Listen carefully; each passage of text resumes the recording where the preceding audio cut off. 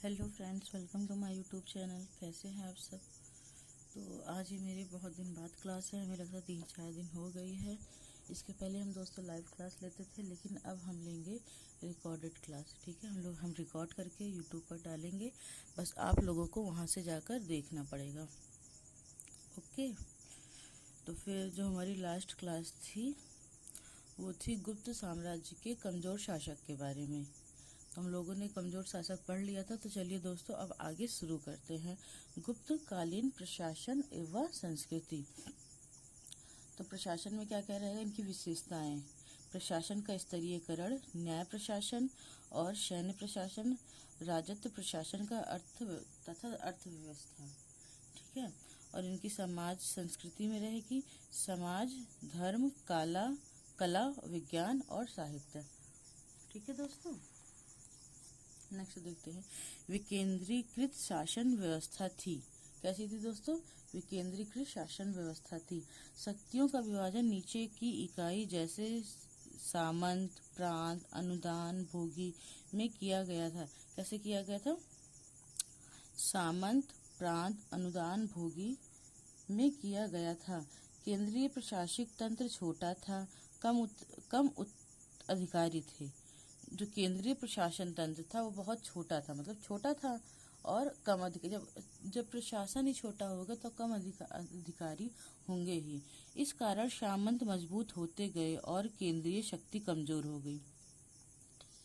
यही कारण था कि सामंत मजबूत होते गए। जब प्रशासन तंत्र छोटा था और कम अधिकारी थे, तो इसीलिए सामंत मजबूत होते गए और शक्तियां कमजोर हो गई। ठीक है, शक्तियां और केंद्रीय शक्ति कमजोर हो गई। ठीक है फ्रेंड्स।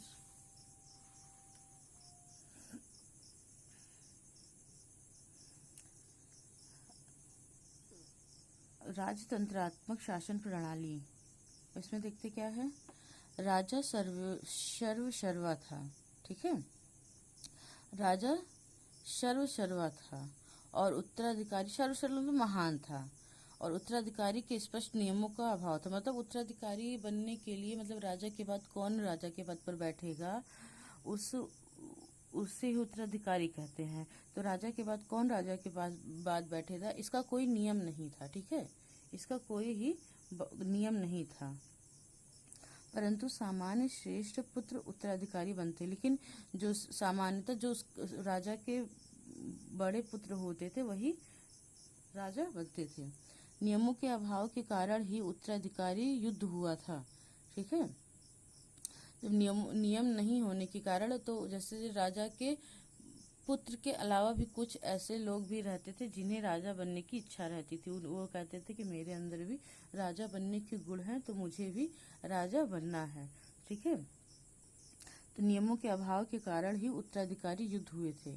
कौन सी युद्ध? उत्तराधिकारी। जब जब जब राजा के बाद जो राजा के पद पर बैठने की बात करता है, तो उसके बाद जो युद्ध होता है, जैसे कि राजा का दामाद हो गया, वो भी ये कहता है कि मैं भी गुड़ी हूँ और मुझे भी बैठना है राजा के पद पर। ठीक है, तो वो भी यह दावा करता है, तो वो भी पद पर बैठने के लिए संघर्ष करता है, लड़ाई करता है। ठीक है। वंशानुगत राजतंत्र। राजतंत्र तो वंशानुगत ही था। राजा साम्राज्यवादी अवधि लेता था। ठीक है, और महाराजा उपाधि लेता था। उपाधि कौन कौन सी लेते थे देखते हैं। महाराजा धीराज, परम भट्टारक इत्यादि, ये उनकी उपाधियां थी। किसकी? राजा की। राजा स्वयं को देवताओं के समक्ष मानता था। किसके समक्ष मानता था दोस्तों? देवताओं के समक्ष। ठीक है, अर्थात देवीय उत्पत्ति को मानता था। स्वयं को देवताओं के समक्ष मानता था और देवीय उत्पत्ति को भी मानता था। राजा निरंकुश प्रवृत्ति का होता था। कौन सी प्रवृत्ति का? निरंकुश। ठीक है, राजा लोक कल्याणकारी था। चलिए नेक्स्ट देखते हैं दोस्तों।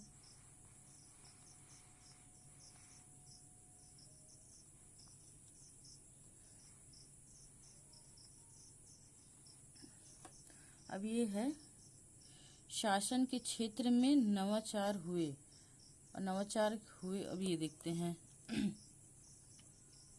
नवाचार मतलब शासन के क्षेत्र में क्या नए नए मतलब बदलाव आए। ठीक है। एक अधिकारी के अधीन एकाधिक विभाग रखे गए। ठीक है। एक अधिकारी के अधीन एक से अधिक, मतलब कि जैसे कि हम मान लेते हैं कोई एक विभाग का, जैसे एक जिला प्रशासन का विभाग है। ठीक है। तो उस विभाग का जो अधिकारी रहेगा, तो उस अधिकारी के अधीन जिला के बावजूद उसको और भी कई सारे मतलब अधिकार दिए जाएंगे। अधिकार मतलब काम। ठीक है। उसको और भी अन्य काम, जैसे नहीं कि वो जिला प्रशासन का ही काम देखेगा, उसको अन्य प्रकार के भी काम दिए जाएंगे। ठीक है। तो वही बताया गया है कि एक अधिकारी के अधीन एकाधिक विभाग रखे गए। इससे न केवल राजस्व भार कम हुआ बल्कि कार्यों में भी तेजी आई। ठीक है।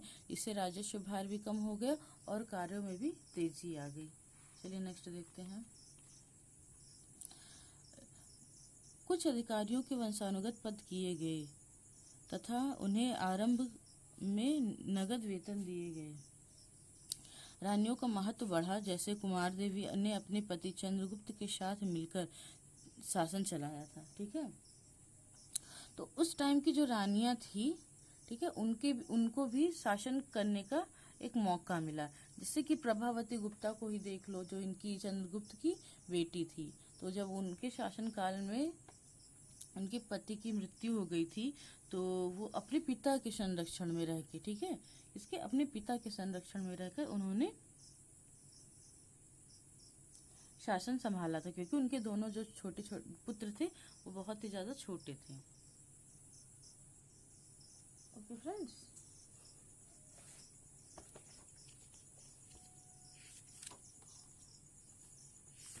चलिए नेक्स्ट देखते हैं।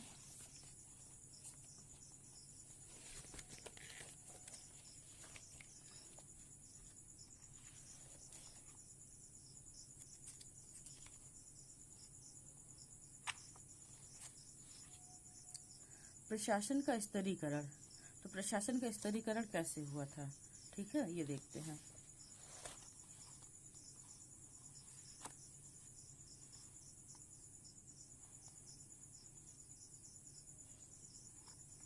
प्रशासन का स्तरीकरण केंद्रीय के बाद किस में होता, प्रांतीय में।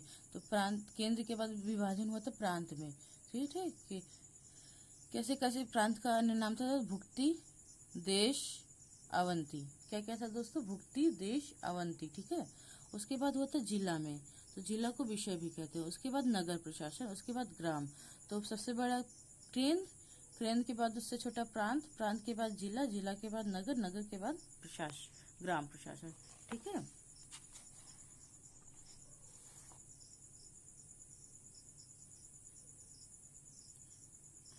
ये है केंद्रीय प्रशासन। इसका प्रधान सम्राट होता था। केंद्रीय प्रशासन का प्रधान कौन होता था दोस्तों, केंद्रीय प्रशासन का प्रधान सम्राट होता था, जिसके पास सभी शक्तियां, जैसे न्यायिक सेना, क्या इसके पास सभी शक्तियां थी, जैसे कि न्यायिक सेना, राजस्व अधिकारी, सम्राट की सहायता करने के लिए मंत्री और अमात्य थे। ठीक है।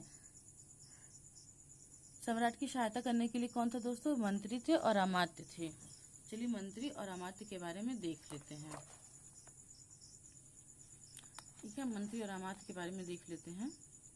मंत्री, ये महत्वपूर्ण व गूढ़ विषय पर सम्राट को सलाह देते थे। जो मंत्री होते थे, जैसे कि हम वैदिक पीरियड की बात करें, वैदिक पीरियड के बाद में उस समय जो वहाँ के पुरोहित होते थे, ठीक है, जो ब्राह्मण पुरोहित बनते थे राज दरबार के, वो अपने सम्राट को सलाह देते, वो अपने राजा को सलाह देते। राजा पुरोहित की सलाह मशवरा से ही शासन का अन्य कार्य को देखते थे। ठीक है। तो इसमें कौन था, इसमें मंत्री थे गुप्त पीरियड में। ये महत्वपूर्ण व गूढ़ विषयों पर सम्राट को सलाह देते थे। ठीक है। और मंत्री बनने के लिए सेनापति की योग्यताएं की आवश्यकता होती थी। मतलब कि तुम्हें अगर सम्राट का मंत्री बनना है, तभी तुम्हारे अंदर सम्राट जैसे मंत्री के लिए, मतलब सेनापति की आवश्यकता, मतलब सेना के गुण, एक सेना जैसे सेना के अंदर जो जो गुण होते हैं वो गुण भी तुम्हारे अंदर होने चाहिए, ये बताया गया। ठीक है, अमात्य देख लेते हैं दोस्तों। अमात्य ये प्रशासनिक अधिकारी होते थे। कौन? प्रशासनिक अधिकारी। इनकी नियुक्ति सम्राट द्वारा होती थी। ठीक है, इनकी नियुक्ति किनके द्वारा होती थी? इनकी नियुक्ति सम्राट द्वारा होती थी। ये प्रशासन संचालन व सम्राट की मदद करते थे। ठीक है, किसकी? प्रशासन संचालन के लिए सम्राट की मदद करते थे। इस पद पर ब्राह्मण नियुक्त होने चाहिए, मतलब बताया गया है अमात्य के पद पर ब्राह्मण नियुक्त होने चाहिए। कौन बताया? कात्यायन। कात्यायन की स्मृति बताई गई कि इस पद पर, अमात्य के पद पर ब्राह्मण ही नियुक्त होने चाहिए। ठीक है, चलिए नेक्स्ट देखते हैं। नेक्स्ट है हमारा, इसमें नोट करके क्या लिखा गया है। अब नोट में देख लेते हैं, जो नोट लिखकर बताया जाता है वो बहुत ही ज्यादा मोस्ट इम्पोर्टेंट रहता है। तो देखते हैं नोट में क्या लिखा गया है। कामंडक कृति नीतिशार ने और कालिदास ने आत्म प्लस मंत्री को मंत्री परिषद का नाम दिया था। तो कामंडक की पुस्तिक थी नीतिशार और कालिदास ने। ठीक है, नीतिशार ने और कालिदास ने मंत्री प्लस अमात्य के मंत्री परिषद को अमात्य को मंत्री परिषद का नाम दिया है। किसका? मंत्री परिषद का नाम दिया है। ठीक है दोस्तों, नेक्स्ट देखते हैं। प्रमुख अमात्य इस प्रकार थे। ठीक है, उस टाइम के प्रमुख अमात्य कौन कौन थे? चलिए ये देखते हैं।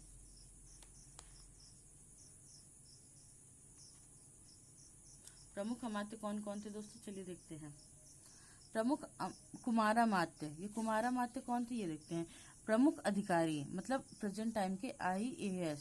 ठीक है, ये वैशाली प्रयाग में मिली मुद्रा पर कुमारामात्य लिखा है। ठीक है, जो वैशाली और प्रयाग से मुद्रा मिली थी, हम लोग जब पढ़ रहे थे मुद्रा के बारे में, तो उसमें क्या लिखा है? उसमें कुमारामात्य लिखा है। एक अमात्य का नाम लिखा है, वो है कुमारामात्य। प्रतिहार। प्रतिहार कौन थे? ये सम्राट के अंतपुर, मतलब राजभवन के रक्षक थे। कौन? प्रतिहार कौन थे? वो रक्षक थे, राजभवन के रक्षक थे। दोस्तों ये जो एक है, ये क्या कहते हैं, मैच फॉलोइंग में आ सकता है। महाप्रतिहार सम्राट के अंगरक्षकों का प्रधान, राजा से भेंट हेतु अनुमति लेना, इसे कुंचली भी कहा जाता था। मतलब कि अगर किसी को राजा से मिलने जाना है तो वो महाप्रतिहार से पहले अनुमति लेगा। अगर महाप्रतिहार जाके राजा से पूछेगा तब जाके वो राजा से मिल सकता है। महाप्रतिहार का काम ये था, और ये सम्राट का अंगरक्षक प्रधान था। ठीक है, महाबलाधिकारी ये सर्वोच्च सेनापति था। ठीक है, जो सेना में एक होते नहीं है कि हेड, तो ये पूरी सेना का ये सर्वोच्च सेनापति था। ठीक है दोस्तों, तो और संधि विग्राहक, युद्ध मंत्री, शांतिकाल में विदेश मंत्री। कौन कौन? युद्ध मंत्री, शांतिकाल में विदेश मंत्री। महादंड नायक, मुख्य न्यायाधीश। महादंड नायक कौन थे? मुख्य न्यायाधीश। दंड पाशिका, पुलिस अधिकारी। दंड पाशिका कौन थे दोस्तों? पुलिस अधिकारी। विनय स्थिति स्थापक, धर्म, नैतिक व मंदिर प्रबंध का अधिकारी था। कौन था? धर्म, नैतिक व मंदिर प्रबंध का अधिकारी था। खाद्य पट्टिका, सम्राट के रंधागार, मतलब रसोई का, ये रसोई में रहता था। ठीक है, खाद्य पट्टिका ये कहाँ रहता था दोस्तों? ये सम्राट के रंधागार, रसोई में रहता था। महाअक्ष पाटलिक, आय व्यय का लेखा रखता था। ठीक है, ये जो महाअक्ष पाटलिक था दोस्तों, ये आय व्यय का लेखा रखता था। और रड भंडारी, सैनिक सामग्री का प्रबंध करने वाला। सैनिक सामग्री मतलब जैसे कि अगर सेनाओं को कुछ और की आवश्यकता रहती है, उसके लिए भी गुप्त काल में एक